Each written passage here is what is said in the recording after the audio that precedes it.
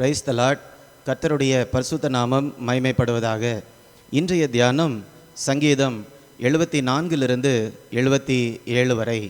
இந்த நாள் தியானத்திற்கான தலைப்பு மனிதனின் அழகு, ஹியூமன் பியூட்டி.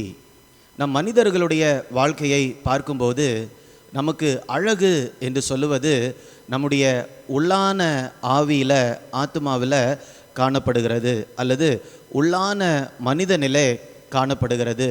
அந்த அழகு, மதிப்பு இதெல்லாம் எங்கிருந்து வருகிறது என்றால், ஆதியாகமம் 2ஆம் அதிகாரம் 7ஆம் வசனத்தில் நாம் பார்க்கும்போது, தேவனாகிய கர்த்தர் மனுஷனை பூமியின் மண்ணினால் உருவாக்கி.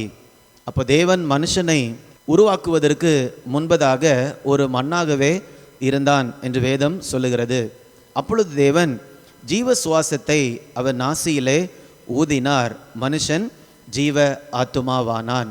அப்போ மனுஷனை தேவன் உண்டாக்குவதற்கு முன்பதாக ஒரு மதிப்பு இல்லாத ஒரு பொருளாகவே இருந்தது. அப்படியே நம்ம 1ஆம் அதிகாரம் 26ஆம் 27ஆம் வசனங்களில் பார்க்கும்போது, தேவன் தம்முடைய சாயலாக மனுஷனை சிருஷ்டித்தார், அவனை தேவ சாயலாகவே சிருஷ்டித்தார். அப்போது நம்முடைய அழகு எங்கிருந்து வருகிறது என்று நாம் பார்க்கும்போது, நாம் தேவனுடைய சாயலிலேயே உருவாக்கப்பட்டிருப்பது தான் நம்முடைய அழகு. அதற்கு முன்பதாக ஒரு மண்ணை எடுக்கிறார், அதுக்கு எந்த விதமான ஒரு மதிப்பும் நாம் இன்றைக்கு கொடுக்க முடியாது. ஆனால் தேவன் அதில் அவருடைய சாயலை, அவருடைய ஜீவ சுவாசத்தை அவர் ஊதின உடனே அவன் மனுஷனாக மாறிவிடுகிறான். அப்போ எந்த இடத்துல நமக்கு அழகு காணப்படுகிறது என்றால், நம்முடைய ஆவியில் தேவ சாயல் இருக்கிறபடியால் அது மிக அருமையானதாக, அழகானதாக காணப்படுகிறது. இன்றைக்கு நாம் சங்கீதம் 74 தியானிக்க போகிறோம். சங்கீதம் 74 நாம் பார்க்கும்போது, எப்படி இந்த வெளிப்புறமாக நாம் பார்க்கக்கூடிய தேவன் தங்கக்கூடிய இடங்கள் எல்லாம் உடைக்கப்பட்டு சீர்குலைந்து போயிருக்கிறது என்று நாம் பார்க்க போகிறோம். 74ஆம் சங்கீதம் 3ஆம் வசனத்தில் பார்க்கும்போது, பரிசுத்த ஸ்தலத்திலே, பரிசுத்த ஸ்தலம் தேவன் வாசம் செய்யக்கூடிய இடம், பரிசுத்த ஸ்தலத்திலே சத்ரு அனைத்தையும் கெடுத்து போட்டான்.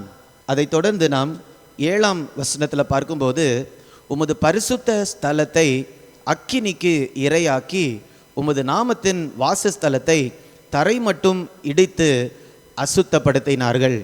இப்போ இந்த அதிகாரத்தை நாம் பார்க்கும்போது, அது வெளிப்புறமான இடங்கள், அந்த ஸ்தலங்கள் இடிக்கப்பட்டதை குறித்து இருக்கிறது. அதே நேரத்தில் ஆவிக்குரிய விதத்தில் பார்க்கும்போது, நம்முடைய உள்ளான ஆவி மனிதனில் ஏற்படக்கூடிய அழிவு அல்லது சீர்குலைவையும் கூட நாம் பார்க்கலாம். இப்போ நாம் பாவம் செய்யும்போது ஆண்டவருடைய சாயல் நமக்குள்ளால் இருக்கிறதல்லவா, அது என்ன ஆகிறது என்றால் சீர்குலைந்து போய்விடுகிறது, சீரற்றதாக அப்படியே உடைந்து போகிறது.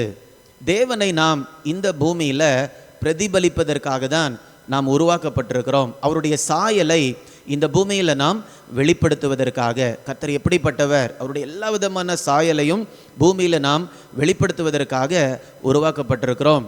ஆனால் பாவம் வரும்பொழுது அந்த தேவ சாயல் நமக்குள்ளாக உடைக்கப்பட்டதாக காணப்படுகிறது அல்லது சீர்குலைந்ததாகவே காணப்படுகிறது.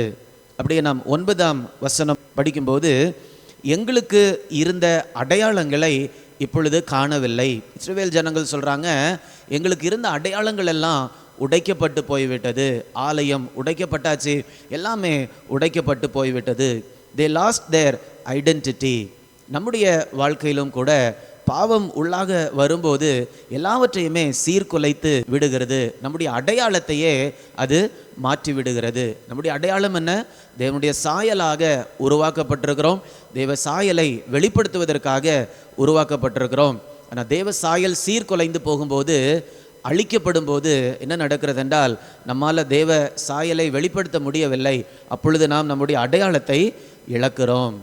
ஆனால் தேவன் செய்யக்கூடிய ஒரு காரியம் என்னவென்றால், சங்கீதக்காரன் இப்படி ஜெபிக்கிறார் 3ஆம் வசனத்தில், நெடுங்காலமாய் பாழாய் கிடக்கிற ஸ்தலங்களில் உம்முடைய பாதங்களை எழுந்தருள பண்ணும். ஆண்டவரே, நெடுங்காலமாக பாழாய் இருக்கக்கூடிய இடங்களில் நீங்கள் வந்து அதை புதுப்பித்து நீங்கள் திரும்பவுமாக அதை நீங்கள் உயிர் கொடுங்க, எடுத்து நிறுத்துங்க என்று சங்கீதக்காரன் இந்த இடத்துல சொல்லுகிறதை பார்க்கிறோம். நாம் இழந்த தேவ சாயலை எப்படி திரும்ப பெற்றுக்கொள்ளலாம்? நம்முடைய உள்ளான மனுஷனில் ஏற்பட்ட அந்த சீர்குலைவை, அந்த உடைக்கப்பட்ட தன்மையை எப்படி ஆண்டவர் நமக்கு திரும்ப தருகிறார் என்று நாம் பார்க்கும்போது, நம்முடைய உள்ளான மனுஷன் உடைக்கப்பட்டதல்லவா, சீர்குலைந்ததல்லவா, அந்த சீர்குலைவை இயேசு தன்மேல் எடுத்துக்கொண்டபடியால் அந்த அடிப்படையில் தான் ஆண்டவர் நம்முடைய வாழ்க்கையில் நம்ம இழந்து போன அழகையும் மதிப்பையும் திரும்ப நமக்கு தர முடியும். ஏசாயா தீர்க்க தரிசன புஸ்தகம் 52ஆம் அதிகாரம் 14ஆம் வசனத்தை நாம் படிக்கும்போது இயேசுவை குறித்து சொல்லப்பட்டிருக்கிறது. மனுஷரை பார்க்கிலும் அவருடைய முக பார்வையும், மனுபுத்திரரை பார்க்கிலும் அவருடைய ரூபமும் இவ்வளவு அந்தகேடு அடைந்தபடியினால் அவரை கண்ட அநேகர் பிரமிப்படைந்தார்கள். இந்த இடத்துல நம்முடைய உள்ளான மனுஷன் சீர்குலைந்து போய்விட்டது. நாம் நம்முடைய உள்ளான அழகை இழந்து விட்டோம், உடைக்கப்பட்டு விட்டோம். அப்போ அதை திரும்ப தருவதற்காக இயேசு என்ன செய்தார் என்றால், அந்த சீர்குலைந்து போன அந்த பகுதியை இயேசு அவர் மேல் ஏற்றுக்கொண்டார். அப்போ நடந்தது என்ன அப்படின்னா, இயேசு சிலுவையில் இருக்கும்போது அவருடைய முகரூபம் ஒரு மனிதனுடைய முகரூபத்தை போல கூட இல்லை, அவ்வளவு சீர்குலைந்ததாக காணப்பட்டது, அந்த கேடு அடைந்து விட்டது. பார்த்தவங்கெல்லாம் மனித ரூபம் மாதிரி கூட இல்லை அப்படி நினைக்கக்கூடிய அளவுக்கு மாறிவிட்டது.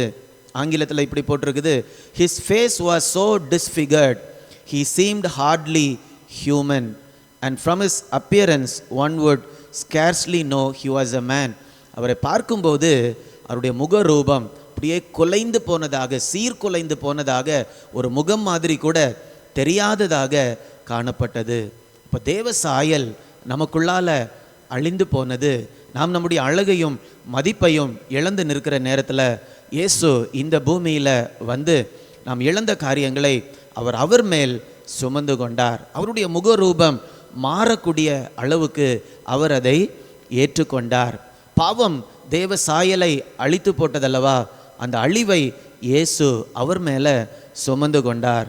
அப்போ இந்த இடத்துல சங்கீதக்காரன் ஜெபிக்கிறார், ஆண்டவரே நாங்கள் இழந்து போன அழகை, இழந்து போன அந்த காரியங்களை எல்லாம் நீங்கள் திரும்ப தாருங்க என்று சங்கீதக்காரன் சொல்லுகிறார். ஆனால் இன்றைக்கு புதிய ஏற்பாட்டு நாட்களில் வாழக்கூடிய நமக்கு இன்னும் கூடுதல் விவரங்கள் ஆண்டவர் நமக்கு தந்திருக்கிறார். எந்த அடிப்படையில் நம்முடைய இழந்து போன அந்த அழகையும் மதிப்பையும் இயேசு திரும்ப தருகிறார் என்பதை குறித்து நம்ம தியானிச்சிருக்கிறோம். இப்போ இயேசு நம்மை அவ்வளவாக நேசிக்கிறபடியால் நம்முடைய உடைக்கப்பட்ட பகுதிகளை, சீர்குலைந்த பகுதிகளை அவர் மேல் சுமந்து கொண்டார். அப்போ ஆண்டவர் இந்த காரியங்களை திருப்பும்போது, அல்லது நம்மை ரட்சித்து எடுக்கும்போது, அல்லது நம்மை நம்முடைய பின்மாற்றத்திலிருந்து தூக்கும்போது, அல்லது பாவத்துக்கு அடிமையாக இருக்கக்கூடிய நம்முடைய வாழ்க்கையை திரும்பவுமாக அவர் எடுத்து நிறுத்தும்போது, தேவனுக்கு முன்பதாக அந்த ஒரு உள்ளான அழகை நாம் பெற்றுக்கொள்ளுவோம். திரும்பவுமாக உடைக்கப்பட்ட தேவ சாயலை ஆண்டவர் நமக்கு தருவார். அப்போ தான் நம்ம இந்த வாழ்க்கையில் அவருடைய நோக்கத்தை நிறைவேற்ற முடியும். அவருடைய நோக்கம் என்ன? தேவ சாயலை இந்த பூமியில் வெளிப்படுத்துவது தான் ஆண்டவர் நம்ம மேலே வச்சிருக்கக்கூடிய பிரதானமான நோக்கமாக இருக்கிறது. இந்த நேரத்தில் கூட தேவ சாயல் எனக்குள்ளால் உடைக்கப்பட்டிருக்கிறது, சீர்குலைந்து இருக்கிறது, என்னால் உள்ளான மனுஷனில் தடுமாறிட்டு இருக்கிறேன், ஒரு சமாதானம் இல்லை, எதுவுமே நேர்த்தியாக என்னால் யோசிக்க முடியல, என்னுடைய உணர்வுகள் பாதிக்கப்பட்டிருக்கிறது, உள்ளான மனுஷனில் சுகம் இல்லை, என்னுடைய மதிப்பை நான் இழந்திருக்கிறேன், உள்ளான அழகை நான் இழந்திருக்கிறேன் என்று நீங்கள் சொல்கிறீங்களா? இயேசுவை நோக்கி பார்க்கும்போது அவர் நம்மை திரும்பவுமாக தூக்கி எடுக்கும்போது நம்ம இழந்த காரியங்களை எல்லாம் அவர் நமக்கு திரும்ப கொடுப்பார். இந்த பூமியில் அவரை வெளிப்படுத்துகிறவர்களாக நம்மால் கூட வாழ முடியும். இந்த கிருபையை கர்த்தர் நமக்கு தரும்படியாக நாம் ஜெபிக்கலாம். அன்பின் ஆண்டவரே, இந்த நல்ல நாளுக்காக உமக்கு நன்றி தகப்பனே. இந்த சங்கீதத்தில் கூட நாங்கள் தியானிச்சிருக்கிறோம், எப்படி உடைக்கப்பட்ட பகுதிகளை தேவன் திரும்பவுமாக கட்டுகிறீர் என்று. இயேசுவின் மூலமாக அந்த காரியங்களை எப்படி நீங்கள் செய்கிறீங்க என்பதை நாங்கள் தியானிச்சிருக்கிறோம். அப்பா, இயேசு எங்களுக்காக சிலுவையில் எங்களுடைய சீர்குலைவுகள் எல்லாவற்றையும் சுமந்தபடியால் உமக்கு நன்றி செலுத்துகிறோம் தகப்பனே. எங்களுடைய உடைக்கப்பட்ட பகுதிகளை எல்லாம் இயேசு தன்மேல் ஏற்றுக்கொண்டபடியால் உமக்கு நன்றி செலுத்துகிறோம் அப்பா. எங்களுடைய ஆவி மனிதனில், உள்ளான மனிதனில் நாங்கள் இழந்த தேவ சாயலை ஆண்டவர் எங்களுக்கு திரும்ப கொடுக்கும்படியாய் ஜெபிக்கிறோம் அப்பா. இந்த பூமியில் தேவனுடைய சாயலை எங்களால் சரியாக வெளிப்படுத்த முடியல தகப்பனே. ஆனால் ஆண்டவர் எங்களுக்கு திரும்பவுமாக இறங்கி உடைய சாயலை திரும்பவுமாக கொடுக்கும்போது இந்த பூமியில் உம்முடைய சாயலை வெளிப்படுத்தி உடைய நாமத்தை மகிமைப்படுத்த முடியும் தகப்பனே. அப்படிப்பட்ட கிருபையை எங்களை ஒவ்வொருவருக்கும் ஆண்டவர் இந்த நாளில் தரும்படியாய் ஜெபிக்கிறேன். மீட்பர் இயேசுவின் மூலம் கேட்கிறேன் நல்ல பிதாவே. ஆமேன், ஆமேன். God bless you. God bless you.